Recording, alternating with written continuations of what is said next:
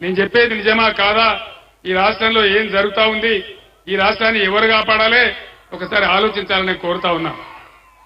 तेलंगाना रियासत में जितने भी हमारे मुसलमान बुजुर्ग हैं और मुसलमान भाई बहनों को मैं सलाम करता हूं। आपसे अदबन गुजारिश करता हूं, आज के दिन में कांग्रेस बीजेपी दोनों एक है। बीजेपी को हराने, बीआरएस को हराने के लिए वो दोनों मिलकर काम कर रहे हैं।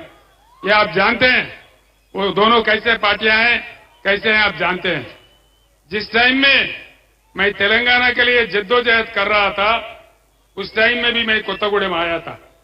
उन दिनों में कहा था अल्लाह के घर में देर है लेकिन अंधेर नहीं है, और अल्लाह का करम हुआ, तेलंगाना रियासत हासिल हुआ।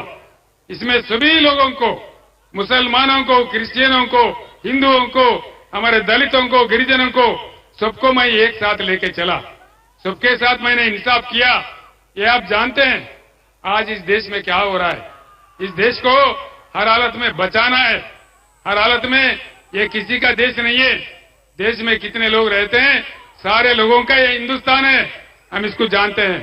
इसीलिए आपसे गुजारिश करता हूं, आप लोग बीआरएस कायदीन को जिताइए, वोट दीजिए। आपके ताउन से तेलंगाना रियासत को मैं आपको कसम खा के कहता हूं, मैं जब तक केसीआर जिंदा है तब तक तेलंगाना रियासत एक सेक्युलर रियासत ही रहेगा, अमन रियासत रहेगा, सबको साथ लेके चलेगा। एक बात मैं आपसे कहना चाहूंगा, एक बात, मैं हर रमजान में आप लोगों के लिए तोहफा भेज रहा था, इफ्तार का इंतजाम किया था। क्या रमजान का तोहफा आया? क्यों नहीं आया? क्या क्या इनका कमाल है, समझ जाइए, देख लीजिए। इसीलिए मैं फिर एक बार गुजारिश करता हूं कि आप लोगों का वोट बीआरएस पार्टी को देके दोनों कैंडिडेट को जिताइए, या कविता हो या नामा नागेश्वर राव जी हो, वो अच्छे लोग हैं, तेलंगाना के लड़े से लोग हैं, इसलिए आप लोग जिताइए। इतना कहते हुए मैं आपसे रुखसत होता हूं।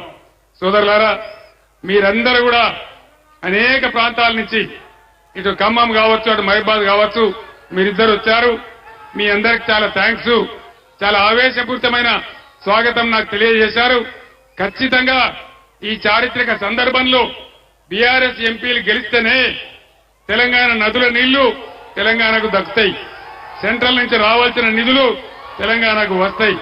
కాబట్టి దయచేసి ఈ ఎన్నికల్లో ఖచ్చితంగా ఇద్దరు కూడా బీఆర్ఎస్ అభ్యర్థులను, మహబూబాబాద్ నుంచి కవిత గారిని, ఖమ్మం నుంచి నామా గారిని గెలిపించాలని చెప్పి నేను కోరుతా ఉన్నా।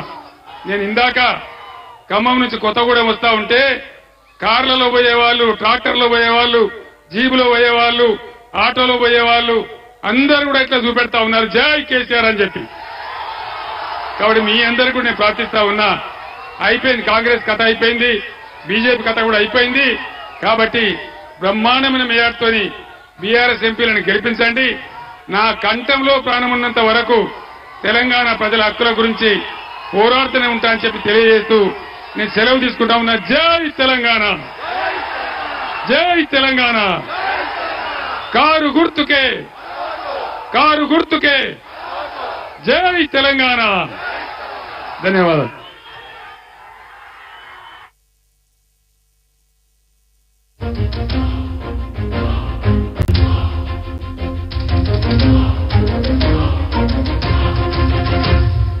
అల్లాడిన పొలాలు, అడుగంటిన జలాలు।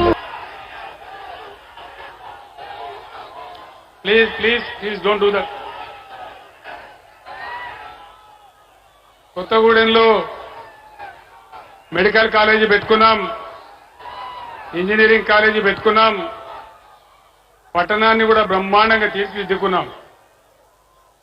మీ అందరికీ చరిత్ర తెలుసు, చాలా దూరంలో ఉండే చెర్ల, వాజేడు, దుమ్ముగూడెం మండలాలు ఖమ్మం పోవాలంటే చాలా ఇబ్బందిగా ఉండేది। కావాలనే మనం ఇక్కడ జిల్లా ఏర్పాటు చేసుకున్నాం। ఈ రోజు ఈ రాష్ట్రాన్ని పరిపాలిస్తున్నటువంటి పార్టీ ముఖ్యమంత్రి రేవంత్ రెడ్డి చాలా క్లియర్ గా చెప్తా ఉన్నాడు, కొత్తగూడెం జిల్లా తీసేస్తా అని చెప్తా ఉన్నాడు. కొత్తగూడెం జిల్లా ఉన్నానా తీసేయనా? కొత్తగూడెం